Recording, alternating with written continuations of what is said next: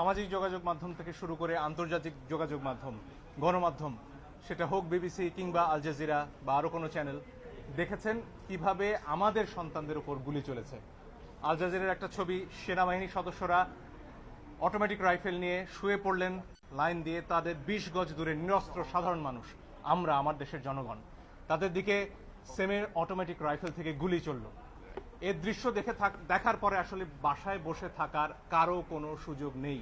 আমাদের যার যার অবস্থান থেকে প্রতিবাদ করতে হবে এবং একজন আইনজীবী হিসেবে সেই কাজটি করার জন্য আজকে আমরা আদালতে এসেছি। আমরা আদালতে বলেছি নিরস্ত্র প্রতিবাদকারীদের উপরে গুলি চলতে পারে না, যেটিকে ইংরেজিতে লাইভ রাউন্ড বলা হয়, সেটি করার কোনো সুযোগ নেই।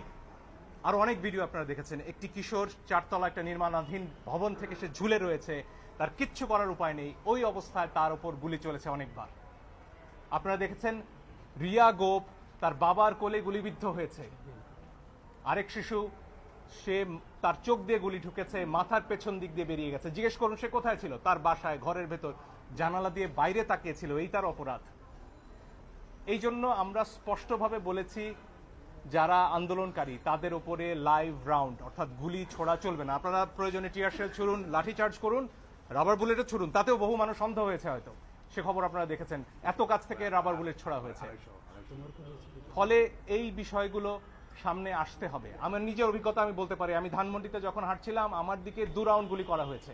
তাদের পোশাক পরনে ছিল না, আমি জানি না তারা কারা পিস্তল থেকে গুলি হয়েছে, কারণ আমার হাতে ক্যামেরা ছিল, কোনো প্রমাণ তারা রাখবেন না। কিন্তু প্রমাণ ধ্বংস হয় না আজকের দুনিয়ায়, প্রমাণ পৌঁছে যায়। আরেকটি দাবি আমরা করেছি পরিষ্কারভাবে, ছাত্ররা সারা বাংলাদেশ থেকে আজকে বলেছেন যে 6 জনকে ডিবি অফিসে রাখা হয়েছে, তারা সেখানে বন্দী।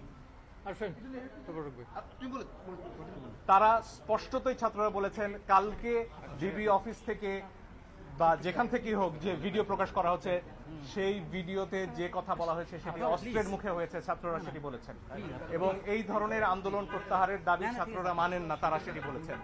আইনজীবী হিসেবে আমার কথা হচ্ছে, যখন গোয়েন্দা প্রধান বলেন যে নিরাপত্তার প্রয়োজনে তাদেরকে তিনি নিয়ে এসেছেন এবং সেখানে তাদের খাবার দাবার করার ছবিও, খাওয়া দাওয়া করার ছবিও প্রচার করা হয়, তখন আমার কথা হচ্ছে হাসপাতাল থেকে একজন মানুষকে, একজন নাগরিককে কিভাবে তুলে নেওয়া হয়, কোন আইনে, আদালতে আমরা এই প্রশ্ন করেছি। আপনারা নাইমের ক্ষতবিক্ষত শরীর দেখেছেন, তার গায়ে পিটিয়ে কি অবস্থা করা হয়েছে পত্রিকায় এসেছে। আমি জানি অনেক ইলেকট্রনিক গণমাধ্যম দেখাতে পারেননি, কিন্তু পত্রিকায় সে ছবি আমরা দেখেছি। সেই নাহিদ কে যখন নিয়ে যাওয়া হয় তখন এটা বিশ্বাস করার কোনো কারণ নেই যে তাকে সেখানে আপ্যায়ন করার জন্য নেওয়া হয়েছে। ফলে আমরা আদালতে বলেছি এই 6 জনকে অবশ্যই আদালতের সামনে আনতে হবে এবং তাদের কাছ থেকে জানতে হবে যে তাদেরকে কি আটকে রাখা হয়েছে নাকি তারা স্বেচ্ছায় ডিবি অফিসে বেড়াতে গেছেন। এই প্রশ্নের উত্তর আমরা সবাই চাই।